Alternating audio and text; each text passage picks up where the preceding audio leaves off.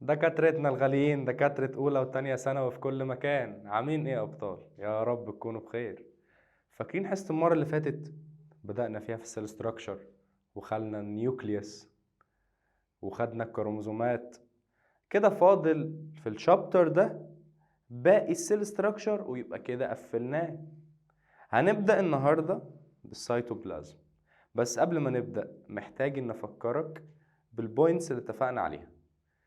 انت وانت بتسمعني ما تكونش مجرد سماع كده وخلاص، لا، احنا زي ما اتفقنا انت بتسمع، معاك ورقة بتكتب النوتس اللي قلنا عليها مهمة، بتكتب لو في اسئلة انا قلت لك هنا النقطة دي هيكون فيها سؤال عالمي، لا ساعتها بقى تركز معايا ونفهم احنا عايزين نعمل ايه بالظبط. يلا بينا يا دكاترة نبدأ مع بعض.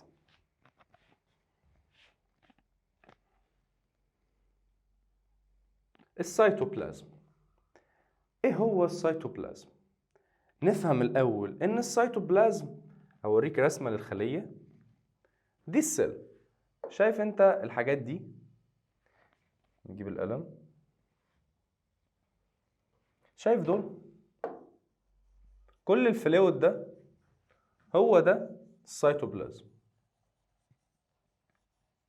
فاكر فايدة الفلويد اللي كان موجود في النيوكليوس اللي خدناه كان ايه؟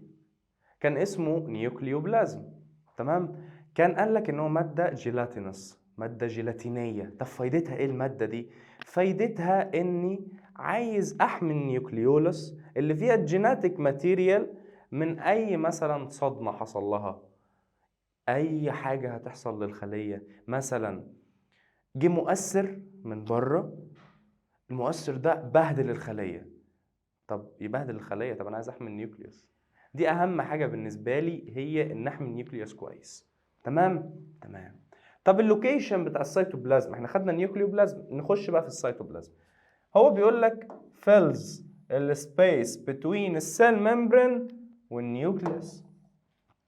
يعني ايه؟ دي السيل ودي النيوكليوس ودي النيوكليولس. ده كان ايه؟ ده كان النيوكليوبلازم. ده النيوكليوبلازم. تمام يا دكتور. طب الفلويد اللي من بره ده اللي ما بين، هو فلويد بتوين السيل ممبرين والنيوكليير انفلوب او النيوكليوس عموما. ما النيوكليير انفلوب هو اللي بيبقى الفيز بتاع السيتوبلازم. تمام. فايدته ايه؟ نفس الفايده بتاعه النيوكليوبلازم، لان هو في الاول في الاخر فلويد. فده اللوكيشن بتاعه. الاستراكشر هو فلويد لايك سبستانس found composed mainly of water and some organic and inorganic substance. يعني ايه؟ يعني هو فلويد. متفقين يا دكتور؟ طب الفلويد ده بيتكون من ايه؟ بيتكون من ووتر، وبيتكون من some organic و inorganic substance. يعني ووتر ومواد اورجانيك ومواد نون اورجانيك، تمام؟ او ان اورجانيك، مش هتفرق. نون هي ان، مش هتفرق، دي ادوات نفي. تمام. طب معنى ان هو بيتكون من ووتر يبقى هو فلويد، وفي اورجانيك وان اورجانيك، يعني في بروتينز دي اورجانيك كومبوننت، وفي كربوهيدرات، وممكن تلاقي في ليبيد. صح يا دكتور. طب انا كده هستفيد من ده ايه؟ ان هو بستعمله في البروتكشن زي السيل ممبرين، بس الفرق ان السيتوبلازم انا زي حاجه بتمتص الصدمه كده، بنصنفه حاجات ممتصه للصدمات، ابزورب اللي تشوك. دي هي الفانكشن بتاعته. وطبعا هو فلويد، بحر، يعني الاورجانيل بتعوم فيه. تمام.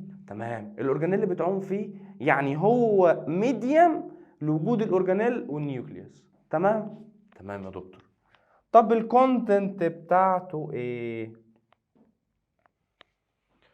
بيتكون من حاجة اسمها سايتوسكيلتون. ثانية واحدة نمسح بس الكلام ده. تمام، يلا بينا. بيتكون من سايتوسكيلتون هو جسم الخلية. يعني ايه؟ سايتو يعني خلية، وسكيلتون يعني جسم. عندك زي مثلا السكيلتون بتاعك اللي بيتكون من بونز، تمام؟ يعني حاجه بتتمركز عليها الخليه، هو ده اللي بيدي الشيب بتاع الخليه. طب ايه هو السيتوسكيلتون؟ وهرسم لك ايه هو السيتوسكيلتون. السيتوسكيلتون هو نتورك of filament and microtubules. خلي بالك من كلمه filament ومايكروتوبيولز عشان يتكرروا معانا كتير جدا. بص دي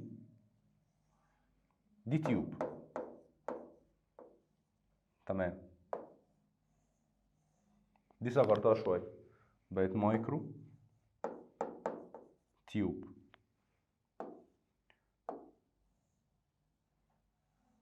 طب كده مايكروتوبيول قصدك ايه يا دكتور؟ اورجان واورجانيل، افتكر معايا. اورجان ستومك حاجه كبيره، اورجانيل حاجه جوه الاستومك صغيره، بس ما تقوليش ان ده استراكشر للاستومك، لا ده حاجه وده حاجه. يبقى مايكروتوبيول تصغير التصغير من التيوب، بيبقى فعلا شكلها رقيق جدا جدا جدا جدا لدرجه ان هي ما بتبانش اصلا، بتبقى رقيقه قوي قوي قوي قوي قوي. تمام.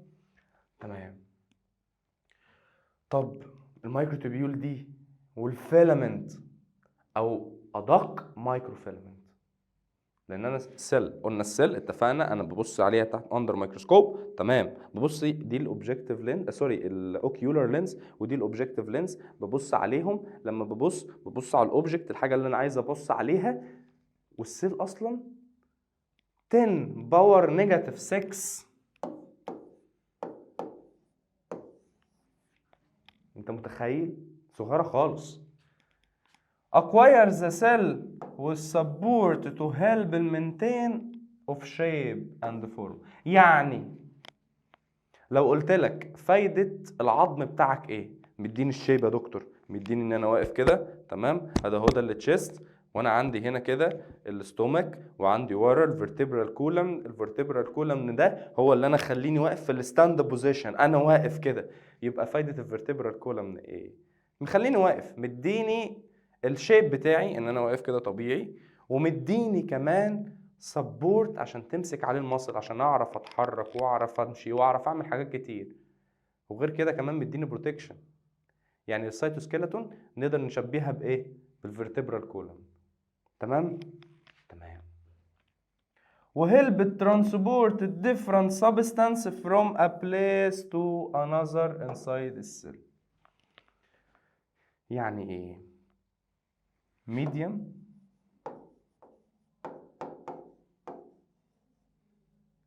for transportation.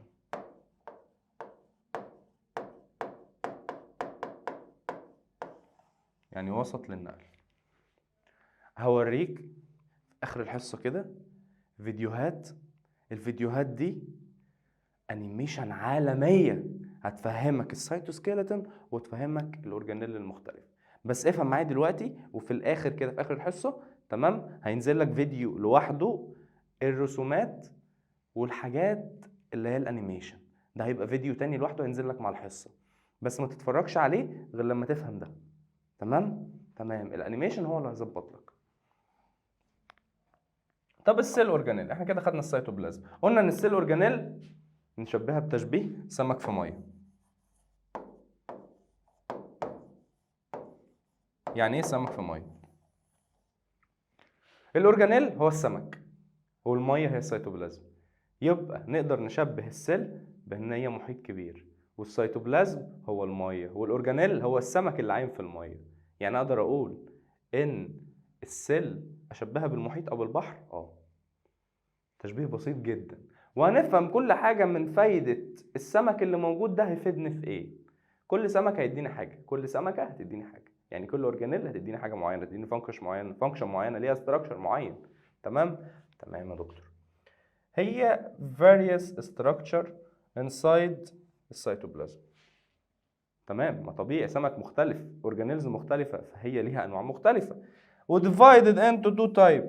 دول بقى اللعب بتاع الحصة كله، بيديفايد انتو تو تايب. ايه هما التو تايب دول؟ هو ده الشغل كله، كل اللي فات ده كان مجرد كده مقدمه هري كده ملهاش لازمه. تمام.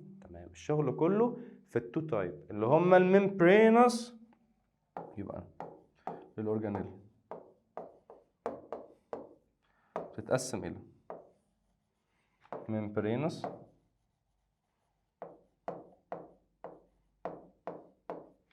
ونون membranous. يعني ايه membranous؟ يعني فيها غلاف. non membranous ما فيهاش غلاف. تحفظ الممبرينوس والنون ممبرينوس ازاي؟ نون ممبرينوس كلمتين، نون وممبرين، نون وممبرين، يبقى هما حاجتين بس. تمام؟ تمام. طب الممبرينوس حروف كتير، ممبرينوس كذا حرف، يبقى دول 6 حاجات. ممبرينوس 6 والنون ممبرينوس 2.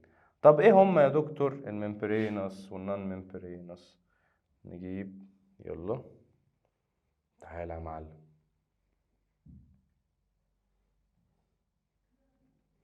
بص،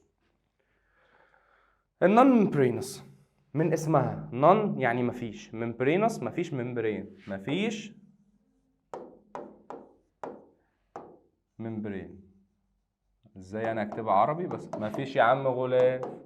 يلا اهو، بلاش ممبرين دي مضايقاني.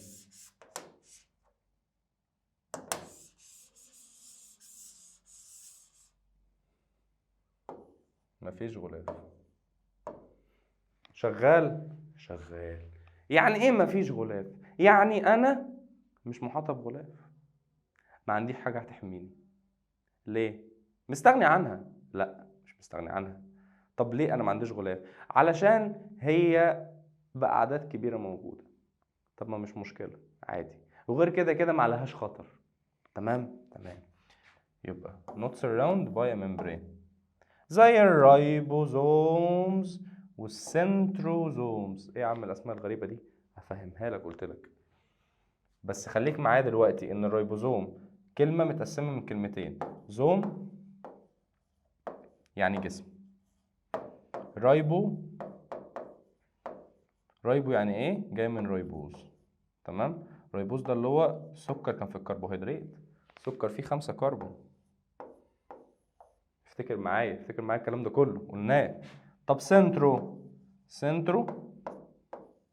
جاي من سنترال يعني مركزي. يبقى رايبوزوم يعني جسم فيه سكر رايبوز. فايدته ايه؟ بيعمل بروتين بس. سنتروزوم يعني جسم مركزي. تمام؟ تمام. طب الممبرينوس فيه غلاف.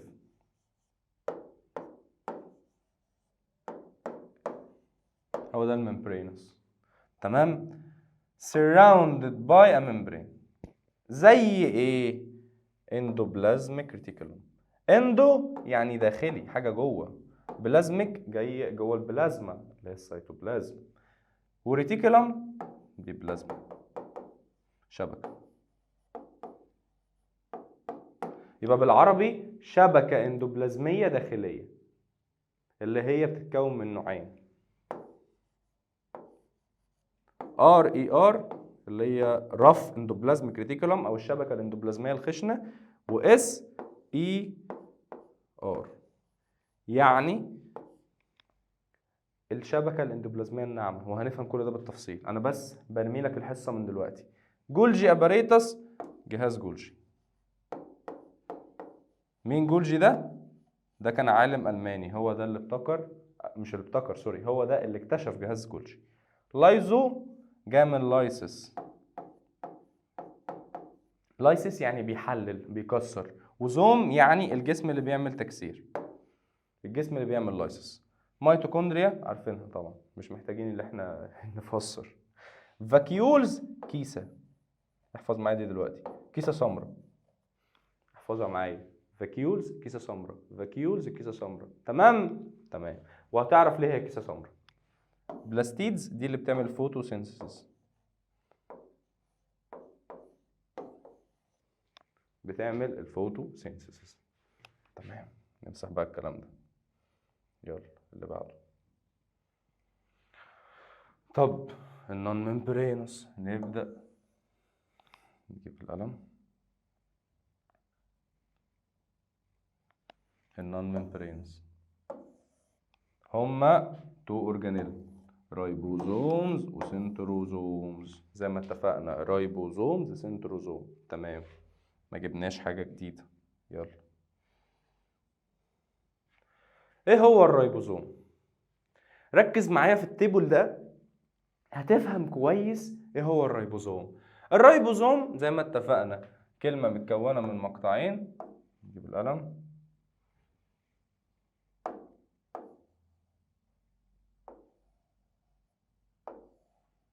زوم يعني جسم، ورايبو رايبوز،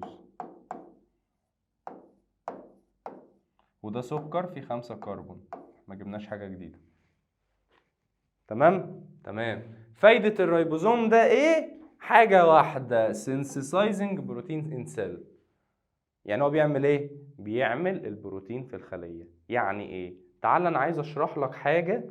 البروتين سينثيسيس هو مش عليك، بس عشان لما اجي اقول لك الرايبوزوم ده بيعمل بروتين انت تبقى فاهم يعني ايه بيعمل بروتين. هو مش بيبتكر كده بروتين، هو في سيكونس معين طالع من الدي ان ايه هو اللي بيعمل عليه بروتين. نفهم الرايبوزوم بيعمل ايه.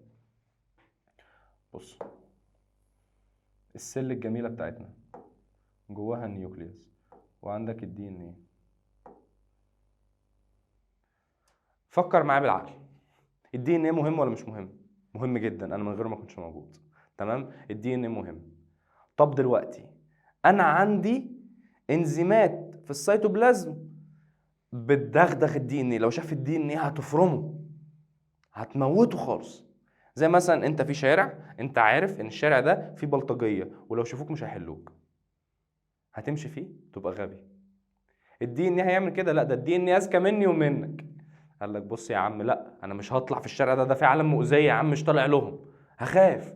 طب انا هعمل ايه؟ انا هبعت رسول عني. ليه؟ لان انا لازم اعدي عشان عايز اجيب حاجه، فهبعت رسول هو اللي يروح يجيب لي الحاجه دي اللي عايز اعمل بروتين. تمام. تمام. بعت الرسول ده، الرسول ده مش لازما يكون عليه نفس السيكونس، يعني جواه نفس الامر اللي في الدي ان ايه علشان يجيب نفس الحاجه اللي الدي ان ايه عايزها، ما يجيبش حاجه غلط. ولو جاب حاجه غلط في السيل تبقى كارثه. طب دلوقتي مين الرسول اللي هيطلع؟ ده الدي ان ايه. الرسول اللي هيطلع هو الار ان ايه. وانا قاصد ان احنا نرسمه كده. ليه؟ لو تفتكر في النيوكليك اسيد قلنا ان الدي ان ايه دبل ستراند، عشان كده انا رسمه هيليكس حلزون.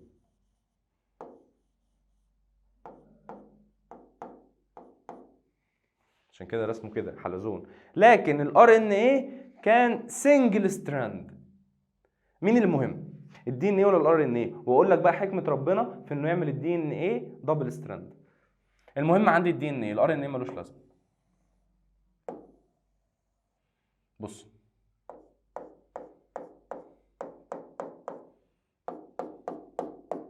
انا دلوقتي جالي انزيم ابن لذينه بهدل لي الدي ان ايه. هتقول لي جه منين؟ في ظروف مختلفه ممكن يجي فيه. يا عم بلاش انزيم، اتعرضت للاشعاع، الاشعاع ده بهدل لك الدي ان ايه، بوظ لك حته منه. ازاي؟ بص،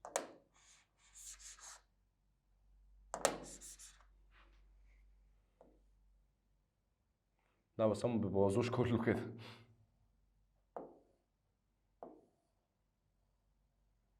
بوظ لك الحته دي من الدي ان ايه. تمام. طب ما انا عندي سيكونس هنا بيكمل الدي ان ايه. تمام. فاكر قواعد النيتروجين سبيس اللي خدناها اللي هي اي جي سي تي؟ انا عندي هنا وقلنا ان الاي بيكمل التي والجي بتكمل السي. طب لو انا عرفت ان انا عندي هنا سي وتي، يبقى انا اكيد كان عندي الناحيه الثانيه اي وجي، صح؟ يبقى انا عرفت اكمل الحاجه اللي باظت مني ولا لا؟ عرفتها. فدي حكمه ربنا انه يعمل لك سنجل ستراند. لكن الار ان ايه قال لك مش مشكله اعمل له دبل سوري، اعمل ده دي ان ايه دبل ستراند والار ان ايه سنجل ستراند. قال لك مش مشكله. طب ما انا عملت ار ان ايه سنجل ستراند، ده كده كده ما يبوظ، مش مشكله عادي يعني، هعمل غيره. سهله جدا. الدي ان ايه ما اعرفش اعمل غيره، الار ان ايه اعمل غيره عادي جدا. نكمل الجزئيه بتاعتنا عشان افهم يعني ايه بروتين سينثيسيس، عشان ما تبقاش حافظ وخلاص. الار ان ايه طلع للسيتوبلازم، تمام، عليه السيكونس بتاع البروتين، تمام. راح هو اللي صنع البروتين بقى. ازاي؟ دي هتبقى كبيره قوي عليك، فانت اكتفي ان الار ان ايه بيصنع بروتين عن طريق الريبوز. الريبوز ادي الار ان ايه اهو، هكبرها شويه. الريبوزوم ده عامل ازاي؟ بيتكون من، هو راوندد، تمام، هو راوندد شيبد نون ممبرينس، فهو راوندد. بس هو راوندد ازاي؟ هل هو راوندد كده؟ لا، هو بيتكون من تو سب يونت، من مجموعتين. هو راوندد كده، دي اسمها اس 1 اللي هي سبستريت او سبستانس 1، ودي اسمها سبستانس 2 اللي هي المجموعه الاولى والمجموعه الثانيه. لما بيركبوا مع بعض بيبقى راوندد، لكن لو هم منفصلين في السيتوبلازم تبقى كل واحده لوحدها. عشان كده هو اسمه راوندد شيب. بس مش راوندد يعني هم قطعه واحده عامله زي البيضه كده، لا. تمام. فانكشن قلناها سينثيز بروتين. اللوكيشن some present freely في السيتوبلازم و most of them present in surface of endoplasmic reticulum. بمعنى في شويه بيبقوا فري وفي شويه تانيين ما بيبقوش فري، بيبقوا ايه؟ بيبقوا اتاتشد للاندوبلازميك ريتيكولوم، اتاتشد للار اي ار. تمام؟ تمام. طب الاتاتشد للار اي ار والفري كلهم بيعملوا بروتين، بس ده بيعمل ايه وده بيعمل ايه؟ بلاش ازود عليك. عايز اقول لك، هقول لك الفري بيعمل الحاجات اللي الخلايا محتاجاها، البروتينات اللي الخلايا محتاجاها، والمش فري اللي هو الار اي ار اللي هو يعني الاندوبلازميك ريتيكولوم عليها رايبوزوم، عشان كده اسمها ار اي ار، راف اندوبلازميك ريتيكولوم. ده بيعمل ايه؟ بيعمل الحاجات اللي محتاجينها بره السيل زي هرمونات مثلا. تمام. الفري رايبوزوم موجوده سنجل، لا اما لوحدها لا اما كلوسترز في تجمعات. يبقى لا اما لوحدها لا اما في تجمعات. تمام؟ تمام. بروديوس البروتين دايركتلي في السيتوبلازم where the cell use its vital process growth regeneration others.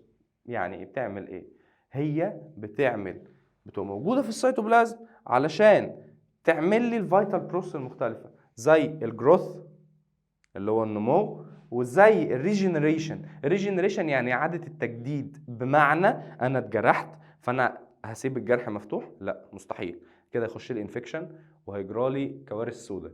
طب انا بعمل ايه؟ بعمل ريجنريشن. ريجنريشن يعني اعاده تجديد. الجلد اللي كان باظ ده انا بجدده تاني، بلحمه في بعضه. ازاي؟ عن طريق ميكانيزم كبير قوي هتاخدوها، بس مش دلوقتي ولا السنه الجايه ولا السنه اللي بعدها في الجامعه ان شاء الله، لما تبقوا دكاتره كده هتاخدوها. تمام؟ تمام. والريبوزوم موجود في السيرفيس بتاع الاندوبلازميك ريتيكولوم، قلناها احنا كده بنعيد. بروديوس بروتين از انزيم وترانسبورت باي اندوبلازميك ريتيكولوم، ما احنا قلناها بيعمل بروتين وانزيم، اي حاجه بروتينيه بيعملها. تمام جدا. وبيبقى موجود فيها وبيقدر يغير منها من الاندوبلازميك ريتيكولوم، بدل ما تبقى سموث تبقى رف. تمام؟ تمام. هو ده الريبوزوم.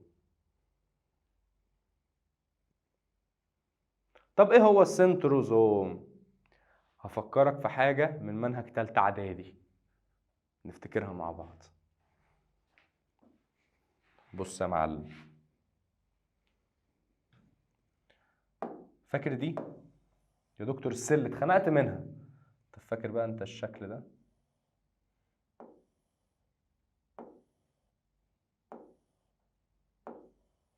يا دكتور ده انا فاكره كويس قوي الشكل ده. فاكر ايه اللي كان مرصوص ده؟ كروموزوم. يبقى انا كده بعمل ايه؟ بعمل ديفيجن، وبالاخص بعمل ميتوزس. تمام؟ ميتوزس عايز اعمل 2 سيل اند ايدنتيكال لبعض، زي بعض بالملي. تمام جدا اهو. فاكر دي كان اسمها ايه؟ سبندل فيلامنت، الخيوط المغزليه. فايدتها ايه؟ هي دي اللي ببدا بيه اصلا الديفيجن. انا من غير ما يكون في سبندل مش هقدر اعمل ديفيجن اصلا. طب ما سالتش نفسك السبندل دي بتطلع منين؟ هقول لك انا دلوقتي هتطلع منين. بتطلع من حاجه اسمها السنتروزوم، الجسم المركزي. تمام؟ تمام يا دكتور. بتطلع من الجسم المركزي. الاستراكشر بتاعه ازاي؟ هما تو تايني بارتكلز، يعني حاجتين صغيرين اهو. تقول يا دكتور بس دي كبيره. لا يا حبيبي، دي اقل اقل اقل اقل من المايكرو. بيتكون من 2 سب يونت. تمام. كل حاجه اسمها ايه؟ دول اسمهم على بعض سنتروزوم. طب كل حاجه من الاثنين يبقى اسمها ايه؟ سنتريول. سنتريول يعني دي لوحدها اسمها سنتريول، ودي لوحدها اسمها سنتريول، على بعض اسمها سنتروزوم. طب السنتريول ده بيتكون من ايه؟ ركز معايا في دي بقى، ضروري جدا عشان اللي جاي ده جامده قوي وهتعجبك قوي. السنتريول الواحد، نمسح بس دول معلش. السنتريول الواحد بيتكون من ايه؟ بيتكون من 9 جروب اوف تريبلت مايكروتوبيول. يا لهوي يا دكتور مش فاهم حاجه. بص، ادي 1 2 3 4 5 6 7 8 9، ادي هم التسعه. يبقى 9 جروب اوف تريبلت مايكروتوبيول. تمام؟ 9، وادي 1 2 3 4 5 6 7 8 9، ادي اهو 9. يعني 9 جروب اوف تريبلت. عايز اوريك التريبلت، نمسح واوريك التريبلت. ادي 1 2 3. يعني كل جروب فيه 3 مايكروتوبيول، يبقى السنتريول الواحد فيه كام؟ 3 في 9. مش فاهم. لا لا لا لا، نركز مع بعض. ادي اهو 1 2 3 4 5 6 7 8 9، يبقى 9 جروب، كل جروب فيه 3. 3 في 9 بكام؟ ب 27 مايكروتوبيول. يبقى في 27 مايكروتوبيول في السنتريول الواحد. طب في السنتروزوم يا دكتور، ما هو في 2 سنتروزوم، في 2 سنتريول، كل سنتريول بيبقى فيه 27 مايكروتوبيول، يبقى في الاثنين في 54. لا يا حبيبي مش عارف تحسبها؟ هات كالكوليتور اهو. 9 جروب اوف تريبلت مايكروتوبيول. 9 جروب 9. السنتريول الواحد فيه كام؟ 9 في 3 ب 27. ده في السنتريول واحد. طب في السنتروزوم 27 في 2 بكام؟ ب 54. طب بص يا معلم، انا هقول لك يا دكتوره ان انت في السيل الواحده في 2 سنتروزوم، يبقى انا في السنتريول عندي 27 والسنتريول التاني عندي 27، ادي كده سنتروزوم فيه 54. السنتروزوم التاني الموجود عند كل بول، يعني ادي البول اللي فوق وادي البول اللي تحت. البول اللي فوق عندي فيه 54 مايكروتوبيول، والبول اللي تحت عندي فيها برضه 54 مايكروتوبيول، علشان الاثنين بول دول بيطلعوا لي السبندل فيلامنت اللي هي اصلا مايكروتوبيول. تمام؟ تمام. طب انا كده دلوقتي يبقى انا عندي كام مايكروتوبيول في الخليه الواحده اللي طالعه من السنتروزوم بس؟ كده عندي كام؟ 50 و50 100، يبقى 108. انا كده عندي 108 مايكروتوبيول. بس هل دول كل مايكروتوبيول موجودين؟ لا. فهمناها؟ نكمل. each سنتريول بيتكون من 9 جروب مايكروتوبيول، وهو انتريبلت سلندريكال شيب زي ما اتفقنا. الامبورتنت سيل ديفيجن، ما احنا قلناها ورسمنا الرسمه، وادي هي الرسمه اهي تاني. تمام. السبندل فيلامنت قلنا بيطلع ما بين التو سنتريول بريزنت ات اتش بول، يعني كل بول من يعني كل قطب من اقطاب الخليه في سنتريول. تمام. سنتروزوم، في سنتروزوم اللي هو بيتكون باثنين سنتريول، واحد جاي كده وواحد جاي كده بالظبط.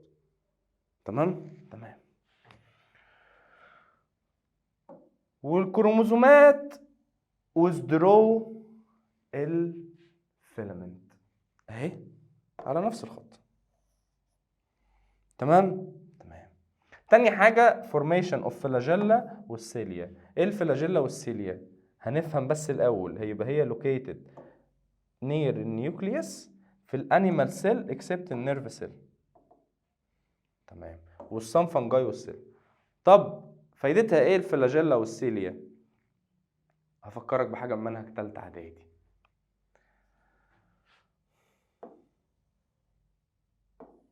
انت بترسم ايه يا دكتور؟ هقول لك يا معلم.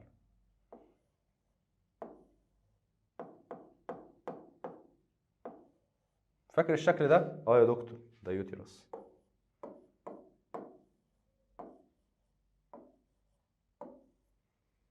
ماشي يا دكتور. فاكر لما كانت الاوفا بتطلع من الاوفم، البويضه لما تطلع من المبيض بتمشي في الفالوبيان تيوب. طب ايه اللي يخلي البويضه تمشي في الاتجاه ده ما تقعش، مع ان اصلا الرحم بيبقى جاي كده في الست؟ تمام. تمام. نازل كده وراجع. اوكي. تمام. ان في سيليا بتتحرك. مش كان بيقول لك ان في سيليا، السيليا دي هي اللي بتحرك الاوفا توورد اليوترس. يبقى فايده السيليا ايه؟ ان هي بتحرك الاوفا. تمام يا دكتور. والفلاجيلا حاجه زيها، مش عليك. تمام. بس مش موجوده فين؟ مش موجوده في البلانت والالاجاي، خدنا الالاجاي ده قبل كده، والموست فانجاي، فانجاي اللي هي الفطريات. لان السيل دي فيها ريجن اوف سيتوبلازم.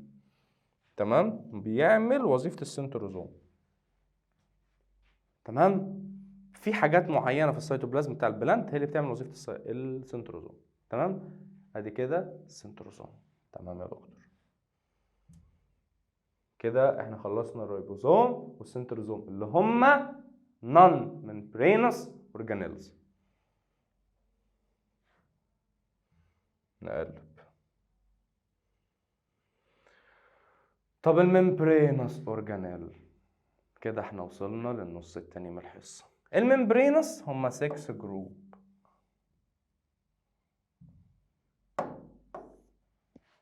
اندوبلازميك ريتيكولوم قلناها، جولجي، لايزوزوم، بلاستيد، فاكيول، ميتوكوندري.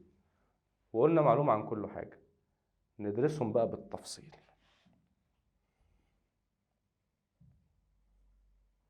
اول حاجه الاندوبلازميك ريتيكولوم. عايزين نرسم السيل بتاعتنا، ما هي دي اصلا الشغل بتاعنا، فهنرسمها. نجيب القلم. دي السيل. ماشي. دي النيوكليوس.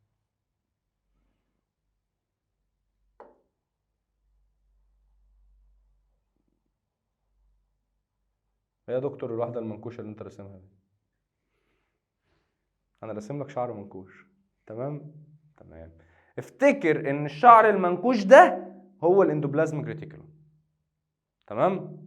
تمام. حبت تلمه ويبقى شكلها محترم، حطت عليه توك، بقت ار اي ار، خشنه زي ما هي. تمام. تمام.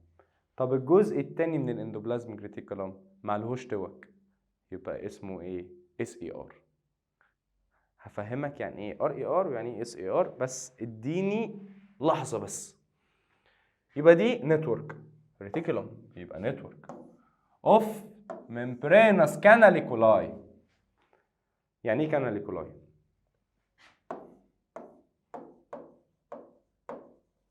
عارف شكل قناه السويس؟ كنال. تمام. تمام. فهي كنال. طب هي جوه السيل، هتفزلك بقى واسميها اسم تاني، بس اسمها كاناليكولاي عشان هي انفاق صغيره.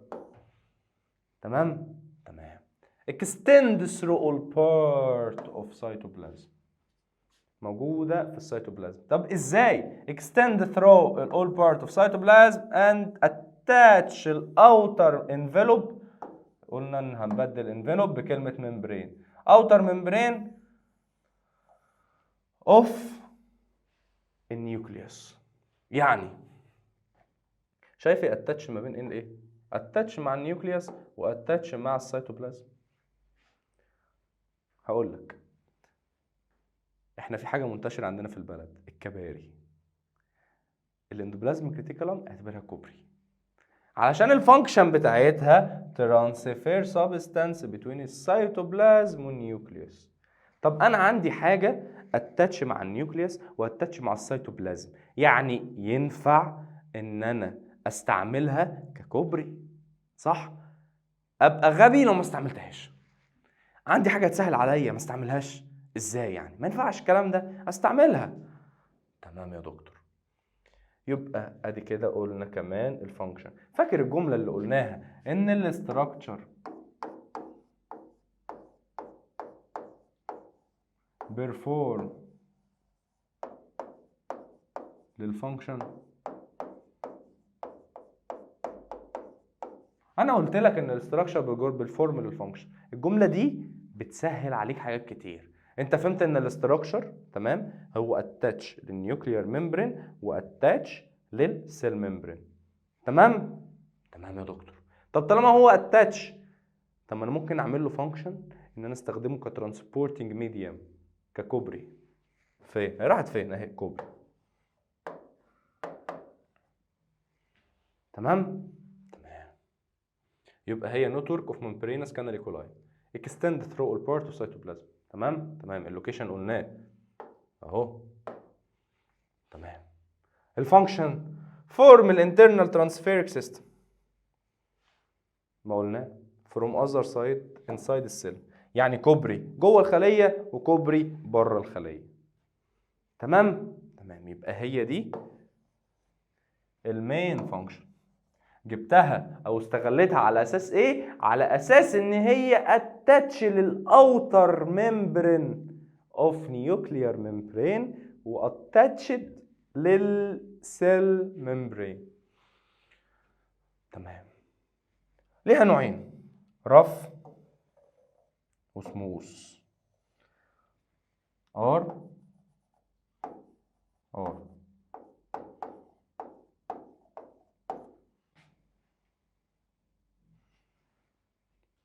رايبوز يعني رايبوزوم، وهنا ار مع الار، رف مع رايبوزوم. تمام زي الفل يا دكتور.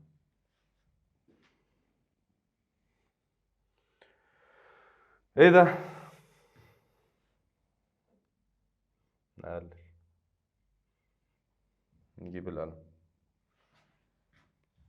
بص، قلنا ان هما نوعين، رف وسموث.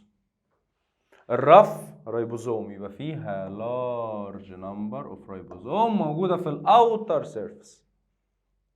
يعني انا دلوقتي عايز اصنع بروتين، هحط البروتين ده او احط الريبوزوم ده جوه. ليه؟ هو الامينو اسيد هتخش لي جوه؟ لا، الامينو اسيد بره.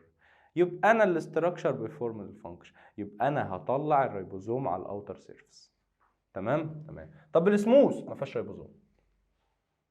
تمام. طب الفانكشن، الريبوزوم بيعمل ايه؟ بيعمل بروتين، يبقى انا عايز اعمل بروتين. عايز اعمل ايه كمان؟ ميك تشينج ان بروتين بروديوسد بره الريبوزوم، بس مش اي ريبوزوم، الفري ريبوزوم. انا عندي فري ريبوزوم عمل لي بروتينات، البروتين ده طلع فيه كارثه، هعمل ايه؟ هسيب الكارثه زي ما هي تعمل لي كارثه في السيل؟ لا. مين اللي بيعمل موديفيكيشن؟ موديفيكيشن يعني تعديل. مين اللي بيعمل التعديل ده؟ اندوبلازم كريتيكولم مع الجولجي اباريتوس. لما اخد الجولجي هقول لك، فاكر لما قلنا في الار اي ار ان هي كانت بتعمل موديفيكيشن او ميك تشينج؟ خلي بالك ان ميك تشينج ممكن يقول لك موديفيكيشن.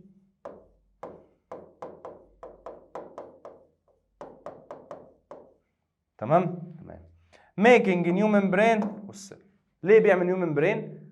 هربطها لك مع الجولجي. استنى لما ناخد الجولجي هفهمك الفانكشن بتاعت الار اي ار بالظبط، يعني الكلام اللي احنا خدناه دلوقتي هفسره لك في جولجي. تمام. طب وجودها في ايه؟ بالعقل. انا عندي اورجانيل بيعمل بروتين، يبقى انا عايزه في خلايا بتعمل بروتين. يعني مش محتاج ان انا احفظ بريزنس او فانكشن لو انا حفظت الاستراكشر كويس. هألف، بس هألف جوه المنهج، ما هبتش. انت لو هبت صدقني هتلاقي المصحح بيهبد عليك هبد السنين. هي حرفيا هيمرجحك في الامتحان. ليه؟ ما انت ضحكت عليا، هضحك عليك على طول. انكريز السيل لايننج في الاستومك. ليه الاستومك والاندوكراين جلاند اللي هي الغدة الصماء؟ ليه؟ ده سؤال جفريزو، خلي بالك السؤال ده مهم جدا. ليه؟ علشان السيل دي responsible for secretion enzyme and hormone. بالعقل الانزيم بروتين وسام اوف هرمونز برضه بروتين. طب انا ليه موجود في الخليه دي؟ عشان هي بتعمل بروتين بس، فانا عايز اعمل بروتين يبقى احط فيها الاورجانيل دي، مش محتاجه فقاقه. تمام. طب السموث الفانكشن بتاعتها ايه؟ سينثيسيس اوف ليبيد. هحفظها لك، اتقل عليا. الليبيد ناعمه صح، والسموث ناعم، اتنين نواعم.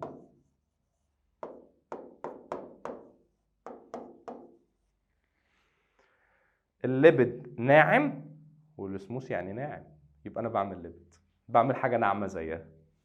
ما لو حاجه رف ما هتديني حاجه رف، البروتين ده رف. امسك كده حته لحمه مشي ايدك عليها هتلاقيها رف. طب امسك حته دهون تلاقيها ناعمه معاك. تمام. وترانسفورم الجلوكوز انتو جلايكوجين، دي هتديك فانكشن وهتديك كمان بريزنس. تمام، دي فانكشن هيديك بريزنس. تمام. modification of nature of some toxic chemical to reduce their toxicity. يعني ايه؟ انت بقيت رجل ناجح لا سمح الله يعني بعد الشر عليك، بقيت رجل ناجح. تمام. الراجل الناجح ده ليه اعداء نجاح. لو مالكش اعداء نجاح عارف ان انت مش ناجح. تمام. بلاش بقى الجو اصل مغيري مني وولعي صعب مني انت ترجعي، ولا مش عارف بتقولوها ايه دي، ولا في اغاني تانية بايخه اللي هو يقول لك اخصامي مش عارف ايه. يا عم هو انت حد يعرفك غير امك؟ معلش يعني، اخصامي ايه بس وغيري مني ولعي؟ يا عم هو انت اصلا ليك اعداء؟ صباح الفل في ايه ده؟ انت العدو ليك اصلا نفسك، يعني انت اكبر عدو لنفسك اصلا. الغيري مني ولعي صعب جدا تلمعي، والتاني يقول له اخصامي مش عارف ايه. ايه ده؟ ايه العبث ده؟ نفترض يا عم ان انت ليك اخصام. ماشي. اخصامك دول عايزين يا عم يعني يولعوا فيك، هم كارهينك وعايزينك تموت، مدينك سم. بس للاسف العطار اللي جابوا منه السم ده طلع نصاب. وده مش للاسف، ده حاجه في صالحك. ليه؟ اداهم سم مغشوش. التوكسيسيتي بتاعته مش عاليه، السموميه بتاعته كم السموم بتاعته مش عاليه. فعمل ايه؟ الجسم ذكي، قال لك ده راجل ناجح ليه اخصام، انا هحميه من اخصامه. راح عمل لك ايه؟ قال لك ان الليفر جواه الاس اي ار او السموث اندوبلازميك ريتيكولوم، دي بترانسفير التوكسيك كومبوننت انتو انتوكسيك، بتحول لك المواد السامه لمواد غير سامه عشان تحميك يا راجل يا ناجح، يا اللي ليك اخصام مبهدلينك. تمام. احفظ معايا ان ترانسفورم الجلوكوز للجلايكوجين بيحصل في الليفر، وكمان ده بيحصل في الليفر. هيجي سؤال بقى يقول لك موجود في الهيباتيك سيل، يعني موجود في الليفر ليه؟ علشان الليفر سيل كونفيرت الجلوكوز انتو جلايكوجين. هتقول له الفانكشن stored in liver. تمام. والسم توكسيك كومبوننت كونفيرتد انتو ليس توكسيك. تمام. مش محتاجه فكاكه، الفانكشن كده وموجوده في الليفر. بس دي ايه؟ دي لحد هنا كده رف، وقلنا اللي هي اتاتشد للاوتر ممبرين اوف نيوكلير انفلوب او اوتر سيرفيس. ايه ده؟ ده رايبوزوم عشان كده رف. طب ده سموث ناعم بيعمل ليبيد. تمام يا دكتور، ركز معايا اللي ليك اخصام بدل ما اكون انا خصمك بعد كده.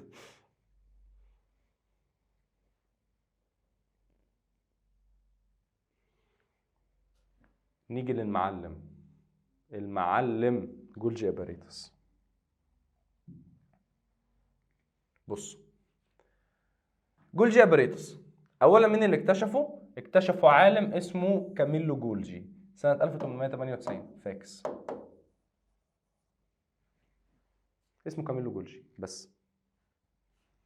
طب ايه هو جولجي اباريتس؟ نمبر اوف فلات ممبرينس راوندد اند ساك.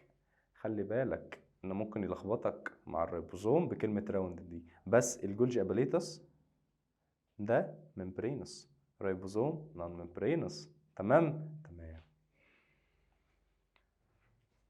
شايف دي مقفلة، ساك يعني كيس. شايف دي مقفلة، ساك يعني كيس. ساك ساك ساك، كيس كيس كيس، وفلات. تمام. اسمه جولجي كومبلكس. ليه كومبلكس؟ ادي 1 2 3 4 5 6 7 كذا فلات ساك، ممبرينوس ساك. عشان كده هو ايه؟ هو كومبلكس بيتكون من كذا حاجه. تمام. في البلانتولاجال از داي سيتوزوم. تمام. داي يعني 2، وسيتوزوم يعني جسم في الخليه. تمام. هل هو كان اسمه جولجي؟ لا. في قاعده كده العلماء بيقعدوا على قهوه العلماء مع بعضهم، تمام، بقول لكم يا رجاله، انا اكتشفت اكتشاف محدش فيكم اكتشفه. ايه يا كاميلو؟ قول لنا اكتشفت ايه. انا اكتشفت حاجه بتتكون من كذا كيس فلات ماسكين في بعض، عشان كده هسميه كومبلكس. طب انت هتسميه ايه تاني؟ هسميه باسمي بقى، ما انا عايز اخلد اسمي، عشان كده هسميه جولجي كومبلكس او جولجي اباريتوس. اباريتوس يعني جهاز، او جولجي بادي، جسم جولجي، اي اسم يعجبك. تمام. النمبر يعني عدد الجولجي differs according cell secretion activity increase في حالة الجلانديولار سيل، الخلايا الغدية. يعني خلايا غدية عايزة تفرز، يبقى أنا أحط فيها جولجي كتير. طب نفهم بقى الفانكشن بتاع الجولجي، ناخدها دلوقتي حالا. receive in molecule secreted by endoplasmic reticulum through a transporting vesicle. هفهمك. عايزين حتة نرسم فيها دلوقتي. ادي الار اي ار، وهي فعلا بتبقى نتورك كده. عملت لي بروتين، البروتين ده بيبقى متحوط بفيزيكل اسمها ترانسبورتنج فيزيكل. تمام. بتروح لعمك جولجي من الفيس ده، اسمه سيس فيس، ده يعني مالكش دعوه بيه، اسمه سيس فيس. تمام. هنمشي كده كده كده كده كده تخش من هنا، دي اسمها ترانسبورتنج فيزيكل، اللي هي غالبا بيبقى فيها بروتين، غالبا بس مش شرط، ممكن اي حاجه تاني. مع اللايزوزوم هفهمك ان ممكن تكون فيها حاجه تاني. بتعدي هنا وتطلع هنا سكريتوري فيزيكل. يعني ايه سكريتوري فيزيكل؟ فيزيكل جاهزه ان هي تطلع بره، خلاص انا كده جهزتها، عملت صنعت اللي جواها، عملت لها موديفيكيشن، وكمان سهلت عليا ان انا اعمل اي فيزيكل عايز اطلعها. هفهم باللايزوزوم ان الفيزيكل دي ممكن اخد الممبرين بتاعها واكمل بالسيل ممبرين. اصبر عليا 3 دقايق بالظبط. هو بيعمل ايه؟ كلاسيفاينج للموديفاينج موليكيول، بعمل كلاسيفيكيشن للموليكيول. تمام. والديستريبيوت الموليكيول where are used inside the cell or may pack them inside secretory vesicle اللي هي اللايزوزوم which move toward the cell membrane where cell expels them outside. وموجود في الاور تايب اوف سيل. يعني ايه؟ ايه كل الكلام ده؟ انا ممكن استعمله ان انا اطلع الفيزيكال بره الخليه، وممكن كمان استعمله في ان انا اخزنها واخليها جوه الخليه زي اللايزوزوم. ناخد اللايزوزوم وهنفهم يعني ايه. تعالى لي.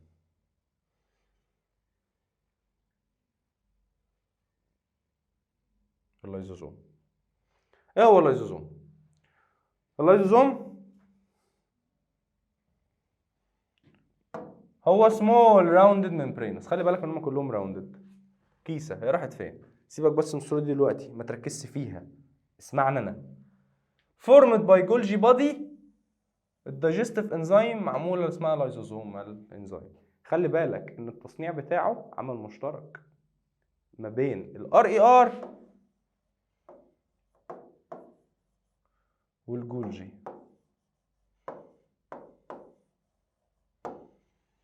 يعني الار اي ار بتعمل اللايزوزومال انزيمز، طب والجولجي هو اللي بيعمل له الفيزيكال اللي بيحوطه في الكيس بتاعه.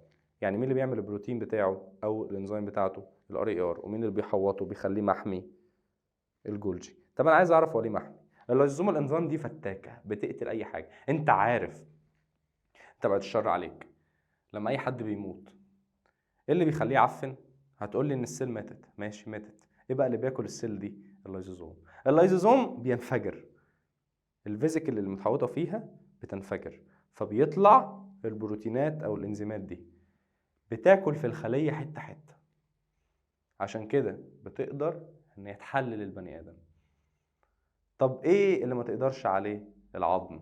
لا يا دكتور، ما انا اسمع ان العظم ده اصلا بيتحلل. يعني ايه بيتحلل؟ بس بعد ملايين السنين.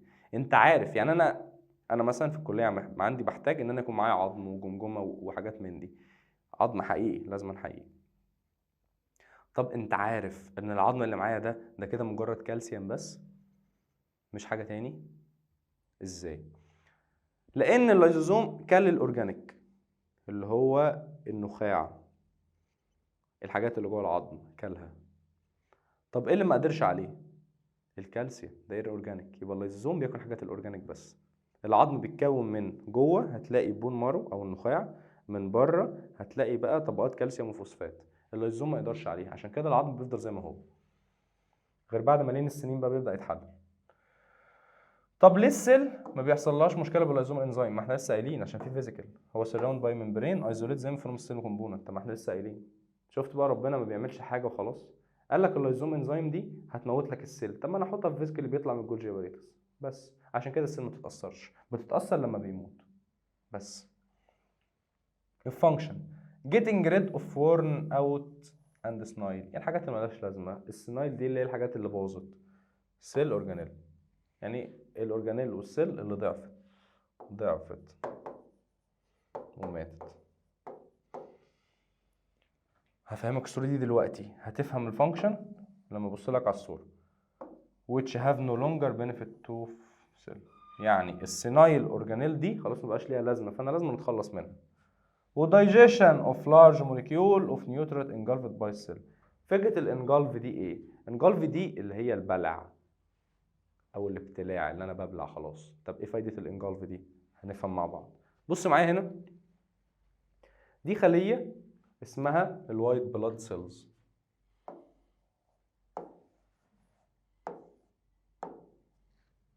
تمام؟ الوايت بلاد سيلز دي خلية اميون، يعني ايه؟ تبع الاميونيتي، تبع المناعة. ركز معايا، دي بكتيريال سيل، خلية بكتيريا. الوايت بلاد سيلز دي عارف عاملة زي الجاموسة، جاموسة عايمة في الجسم، شافت اي حاجة قدامها هاكلها، شافت حاجة جديدة عليه اكلها. انت جاموسة بتاكل ما بيهمهاش. بس ربنا مخليها كده ليه؟ متسميها الخلايا الاكولة. ليه مخليها كده؟ مخليها كده علشان انت، عشانك انت، تحميك. لو هي مش كده، لو شافت جسم غريب، ايه ده، في بكتيريا هنا، ماشي بكتيريا اهلا وسهلا هعدي. يا ستي في بكتيريا موتيها. لا عادي، ما انا مش فارقه معايا، انا مش جعانه. يا ستي انت مجنونه كليها، ما انا اللي كده اللي هتاذي. ربنا مخليها تمشي، اي حاجه غريبه تقوم واكلها على طول على طول على طول. تمام. طب ايه اللي بيحصل؟ البكتيريا بتخش، شايف انت البروز اللي طالع ده جزء من السيل ممبرين، بتخش بتاخد معاها جزء من السيل ممبرين اهو، وجوه البكتيريا اسمها الدايجستيف فيزيكل. تمام. طب الدايجستيف فيزيكل، انا دلوقتي هعمل لايزوزوم، دي الار اي ار عملت لي البروتين، البروتين ده دخل في الجولجي اباريتس، طلع منه لايزوزوم. تمام. اللايزوم ده انا هحتاجه في ايه عشان اموت البكتيريا دي؟ فاللايزوزوم بيعمل فيوجن، يعني بيتحد مع الدايجستيف فيزيكل او الفيزيكل اللي جواها البكتيريا، يبدا يحلل امها يحللها خالص، يبقى اهدلها. عمل كده تحليل للبكتيريا، شايفين متدغدغه ازاي؟ كسرها خالص، بص بقت حتت وحتت حتت حتت. طب دلوقتي انا بهدلتها، عايز اعمل ايه؟ عايز اطلعها تاني. هطلعها تاني ليه؟ علشان اتخلص منها بقى، ما خلاص حولتها لماده نون توكسيك، حولتها لماده مش سامه، مش هتبهدلني، مش هتاذيني. بترجع ازاي؟ بعمليه اسمها الاكزوسايتوسيس. اكزو يعني اخراج، سايتو يعني عمليه، يعني عمليه الاخراج في الخليه. اكزو اخراج، سايتو خليه، اي عمليه اخرها اس اي اس اللي هي سينثيسيس او بروسيس. تمام. فيبقى كده عمليه اخراج المواد اللي بره الخليه، طلعتها خلاص. بس دي فايده اللايزوزوم، زي قلنا زي الوايت بلاد سيلز او كرباسل. كرباسل دي يعني عشان ما فيهاش نواه، ما علينا دلوقتي. use الانزيم اوف لايزوزوم to digest and destroy الباثوجينز. باثوجينز يعني اي حاجه هتجيب لي باثولوجي، باثولوجي يعني مرض. وشرحنا الميكانيزم بتاع، اهي شرحنا الميكانيزم بتاعها. تمام. تمام يا دكتور، كده انا فهمت. ايه اللي بعديها؟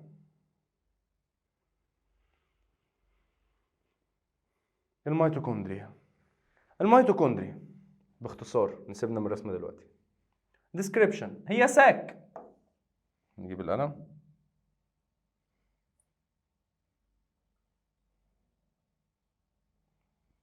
هي ساك like membranous organelle. ساك يعني كيس.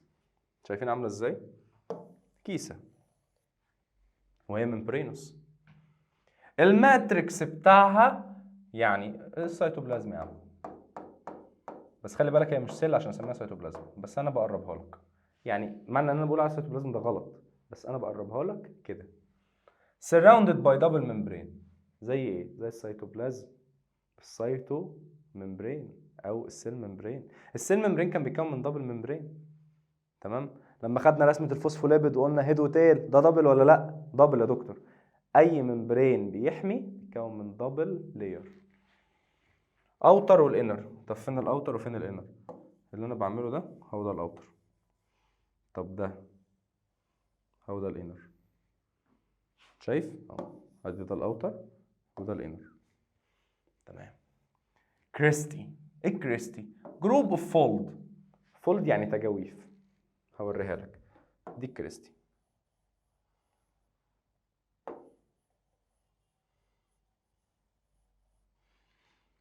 تجاويف جوه. تمام. جايه من الانر ممبرين. يعني ادي هو الاوتر ممبرين، هرسم لك.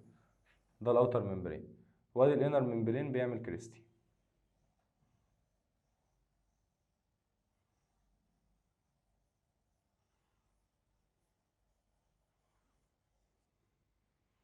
هذا هو يا عم الاوتر والانر. الانر هو اللي بيعمل الكريستي، التجاويف. طب معلومه مني ليك، عدد الكريستي ده بيزيد كل ما كانت الميتوكوندريا في سيل اكتف. يعني عايز اعمل اي تي بي اكتر، يبقى هزود الفولد. تمام. تمام. الفانكشن increase the inner surface area which is a chemical reaction that produce energy please. يعني كل ما بزود العدد بتاع الكريستي او اللي بتطلع من الانر ممبرين بزود الكيميكال رياكشن، يبقى هصنع طاقه اكتر. تمام. النمبرز النمبر انكريز ان ماسكولار سيل. ليه؟ علشان تديني الاي تي بي اللازم.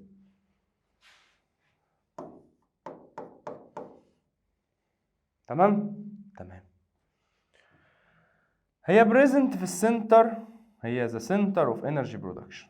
ممكن تكون موجوده في السنتر؟ لا، الموجود في السنتر هو النيوكليوس. تمام. تمام. يبقى هو المركز الرئيسي بتاع تصنيع الطاقه. طب ليه؟ علشان هي considered as the main storehouse of the respiratory enzyme in the cell. ده اول سبب. تاني سبب، هي ستور هاوس اوف اي تي بي كومباوند اللي بيخزن فيه الانرجي الناتجه من الاكسيديشن اوف نيوترنت زي الجلوكوز. سببين. انا دلوقتي هعتبر العضو ده او الاورجانيل ده هو ده الحاجه الرئيسيه علشان اعمل بيها طاقه. طب ليه هو الحاجه الرئيسيه؟ عشان في الحاجه اللي بعمل فيها الطاقه. المصنع ده مصنع ملابس. طب ليه ده مصنع ملابس واللي انا قاعد فيه ده استوديو؟ مصنع ملابس في مكان بيعمل لبس. طب الاستوديو في ادوات تصوير، في شاشه سمارت، في كاميرا اللي بنصور بيها، في ادوات بتاعت اضاءه. عشان كده انا اعتبرته ايه؟ اعتبرته هو الاساسي في كل حاجه بيعملها، في الاستوديو بتاع التصوير وفي المصنع بتاع الملابس في تصنيع الملابس. تمام. تمام. يبقى انا اقول ان الميتوكوندريا دي هي الاساس. ليه؟ علشان فيها الانزيم بتاعت الريسبيراتوري انزيم اللي بتحول الجلوكوز لاي تي بي. تمام. تمام. هي دي الميتوكوندريا، واحنا كنا خدناها في الكربوهيدرات اصلا. فهمت لك ايه هي الميتوكوندريا. زي ما قلنا هو ده الاوتر ممبرين، والانر ممبرين هو اللي بيعمل الكريستي. وليه هي بتزيد في الماسل؟ عشان بتعمل برودكشن اوف انرجي اللي هي الاي تي بي. طب ليه هي السنتر بتاع انرجي برودكشن؟ عشان كذا حاجه. اول حاجه هي المين ستور هاوس اوف ريسبيراتوري انزيم، الانزيمات الخلويه بتاعت التنفس الخلوي. فاكر ان الجلوكوز في البريسنس اوف الاكسجين بيديني كام اي تي بي؟ 38. طب ان بريسنس اوف الاكسجين بيديني 2 اي تي بي. تمام يا دكتور، لحد كده احنا زي الفل. شفتوا بقى فايدة ان انا ارمي لك المنهج بتاعك في الحصة الاولانية؟ بنيجي هنا ونستريح. لما اقول لك ميتوكوندريا بتعمل اي تي بي، ما انا فاهم ان الميتوكوندريا بتعمل اي تي بي. لما اقول لك مش عارف ايه بيعمل ايه، الار اي ار، انا قلت لك في اول المنهج الار اي ار ده خلي بالك ده اورجانيل وممبرينس وبيعمل البروتين. انت دلوقتي مستريح. تمام. تمام.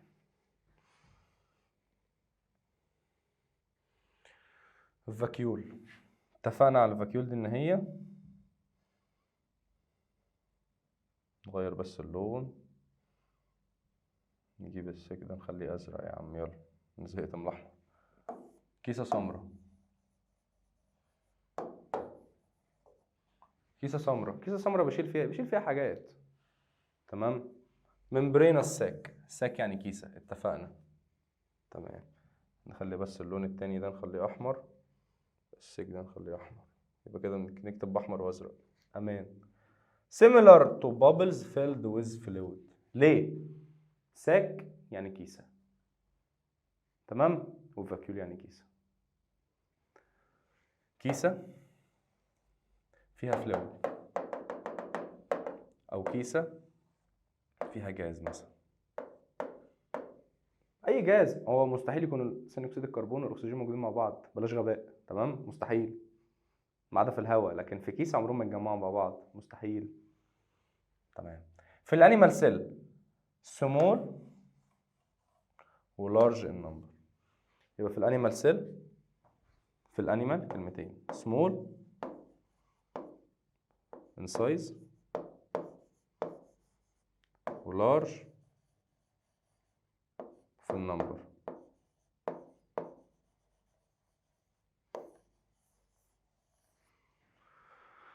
تمام. لما في البلانت سيل only one big vacuole. هرسمها لك، عايزين بس ايه، نمسح كده.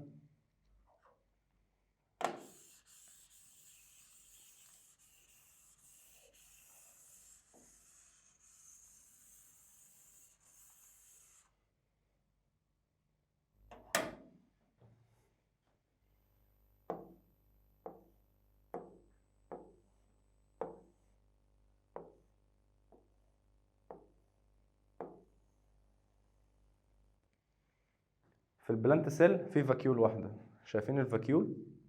هي دي. طب بتبقى موجود فيها ايه؟ زي ما اتفقنا، ممكن نلاقي فيها فلويد او الاقي فيها جاز. تمام. ممكن يكون في واحدة او اكتر، بس اوفنلي الشائع بنلاقي فيه واحدة بس، الشائع. طب فايدتها ايه؟ قلنا بيبقى فيها جاز او فلويد، يبقى اخزن ميه ونيوترونت، او اخزن فضلات عشان اتخلص منها. كيسه سمراء بجد اكبر تعليق ليها يعني.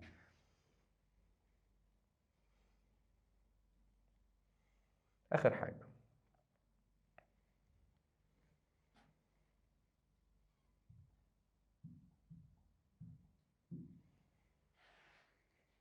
هي البلاستيد. بي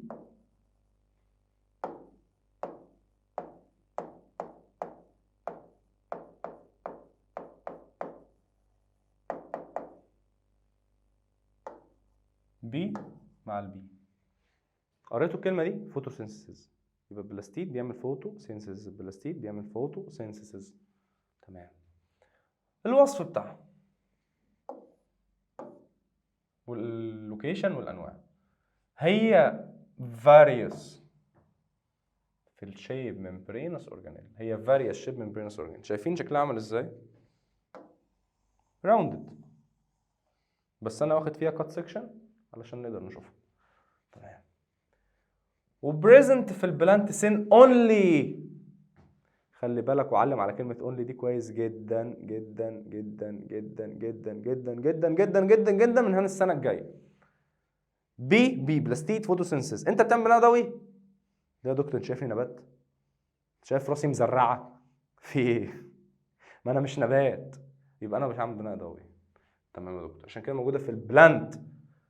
بي بي بي بي، هكتبهم لك جنب بعض يا عم. بلانت بلاستيد فوتوسينثيسيس، تريبل بي. تمام. انواعها ايه؟ حاجه اسمها كروموبلاست، كرومو يعني كولرد بلاستيد، وحاجه اسمها كرومو كلورو كرومو كلورو كرومو كلورو كرومو كلورو. كرومو بلاست دي كولرد. طب كلورو بلاست دي جرين. النبات لونه ايه؟ ناخد نبات زي نبات الملوخيه، لونه ايه؟ اخضر يا دكتور. تمام، يبقى انا عايز بناء ضوئي صح؟ هستخدم كلورو بلاست ولا كرومو بلاست؟ هقول لك. كلمه ايه دي؟ كروم. عارف اللوجو بتاع جوجل كروم؟ اه يا دكتور مليان الوان كتير، احمر في احمر في برتقاني في اخضر في مش عارف ايه، الوان كتير. يبقى كرومو متعدد الالوان كولرد. كلورو اخضر. تمام؟ تمام. يبقى الكلورو هو اللي بستعمل في الفوتوسينثيسيس. علشان البيجمنت اللي فيه ايه؟ هنا كاروتينويد. ايه الكاروتينويد؟ كاروتينويد هي بيجمنت، هي دي اللي بتدي الالوان، فيها various color between الريد واليلو والاورنج. ريد يلو اورنج، ريد يلو اورنج، وهو ده اللوجو بتاع جوجل كروم. عشان كده اسمه ايه؟ جوجل كروم. ما اسموش جوجل كروم كلور، اسمه كروم. بيجمنت كاروتينويد. الكاروتينويد 3 الوان، ريد يلو و ايه؟ اورنج. تمام. طب البيجمنت اللي بتدي كلوروبلاست لونها هي الكلوروفيل. كلورو كلورو. تمام، كلوروفيل. ودي لونها جرين. تمام. طب فايدتها ايه؟ الكلوروبلاست فوتوسينثيسيس. Where is the chlorophyll? Transform light energy into chemical energy وstore them في الكيميكال بوند of glucose sugar. يعني انا بشرح فوتوسينثيسيس بس باختصار. الفوتوسينثيسيس بعمل ايه؟ بحول الكلوروفيل، بيحول اللايت انرجي لكيميكال انرجي وبيخزنها في البوند بتاعت الاي تي بي في البلانت. فاكر لما قلنا ان الاي تي بي جوه البوند بتاعته لما بكسرها بطلع انرجي؟ ده انيمال. طب الفوتوسينثيسيس في الكلوروفيل بيحول اللايت الضوء الابيض بتاع الشمس اللي هو اللايت انرجي او اللايت راي، الشعاع الابيض بتاع الشمس، بيحوله لمواد كيميائيه بتدي طاقه بتتخزن في البوند بتاعت الاي تي بي. تمام؟ تمام. طب فايده الكروموبلاست هي لونها ايه؟ احمر ويالو واورنج. يبقى هي اللي بتدي اللون للنبات، هي بتدي الكلر للنبات بس، مش عايز كلام كتير. وموجوده فين؟ الروتس اوف سويت بوتيتوز والستيمز اوف بوتيتوز، يعني الخلايا بتاعت البوتيتو، زي البيتالز اوف فلاور والفروت والروت اوف سام بلانت such as represented زي البوتيتو. من الاخر عندي ورده حمراء هلاقي فيها كلوروبلاست ولا كروموبلاست؟ لا، هلاقي فيها كروموبلاست. كرومو عشان الورده ملونه. عمرك شفت ورده خضراء؟ اه يا دكتور فيه، بس لما بتعمل، يعني معنى كده ان النبات في حاجه من الاثنين؟ لا، في الاثنين. النبات هتلاقي فيه الاثنين، بس دي ليها فايده ودي ليها فايده. دي واحده بتدي اللون الكروموبلاست، والكلوروبلاست هي اللي بتعمل البناء الضوئي. تمام؟ بس هو ده شكلها، مش عايزين فيها اكتر من كده، بس كده.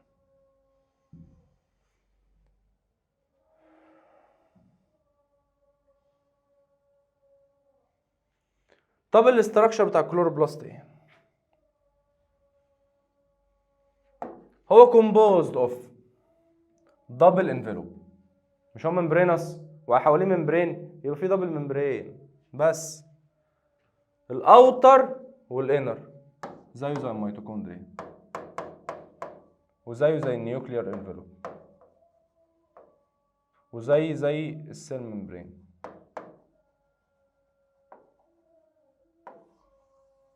ماشي. طب ايه اللي جواها؟ دي الانترنال ماتريكس اللي هي الاستروما. ماتريكس قلنا زي السيتوبلازم، زي ماتريكس زي السيتوبلازم، ماتريكس زي السيتوبلازم. تمام، اسمه ستروما. وادي هو الاوتر وده الانر اهو، وده الاوتر، وده ايه؟ ده الكلوروفيل. تمام؟ تمام. الماتريكس اسمها ستروما، وفي layers shaped like structure called thio أو thylakoids. Each group of them is called granium أو grana found في السلايد of stroma أو في side of stroma. يبقى اللي جوه ده اسمه ايه؟ احنا قلنا ان هو بيبقى فيه كلوروبلاست، جوه كلوروبلاست، بس اسمه الاساسي ايه؟ اسمه سايلاكويدز.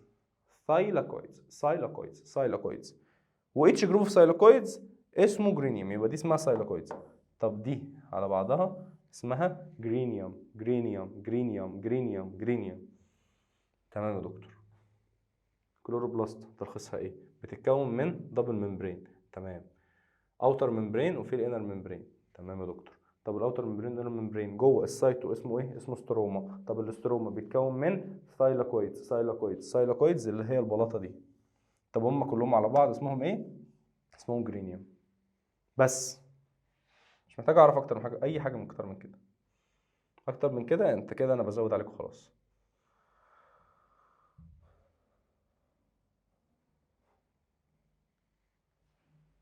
السلايد اللي بنحبها.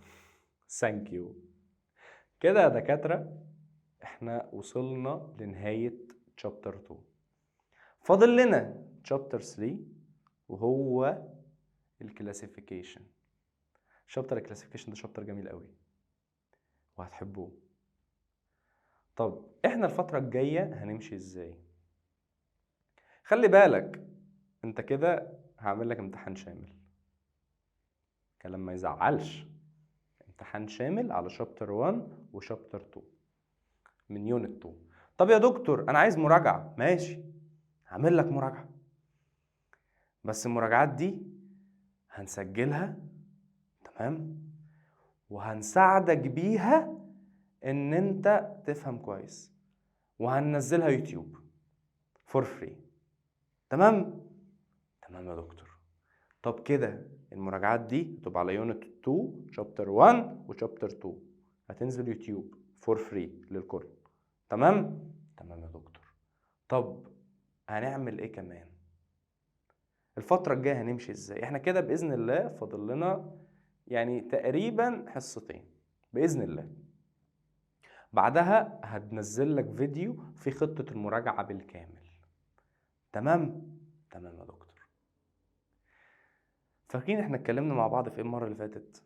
اتكلمنا ازاي نذاكر صح. هنزل لك فيديو صغير ازاي تلم فيه المتراكم عليك في البيولوجي. تمام يا دكاترة؟ ربنا معاكم يا دكاترة وبالتوفيق. ما تنساش اي حاجة عايز تسأل فيها ما تترددش اللحظة انك تبعتلي.